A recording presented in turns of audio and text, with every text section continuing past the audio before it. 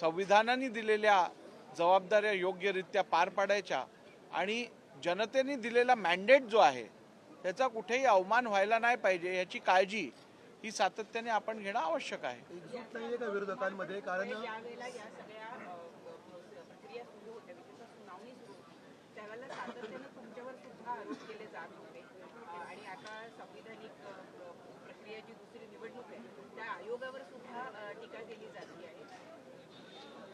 ही बाब सत्य आहे की माझ्यावर पण यापूर्वी अनेक लोकांकडनं टीका झालेल्या, परंतु टीका करण्या व्यतिरिक्त त्यांनी कुठचंही काम केलं नाही. कारण मी दिलेला निर्णय असेल किंवा मी दिलेले आदेश असतील ह्याच्यात कुठच्याही प्रकारची त्रुटी दाखवण्यात कोणीही यशस्वी झालं नाही आहे आणि त्यामुळे अशा टीका टिप्पणींवरती मी काय विशेष लक्ष देत नाही.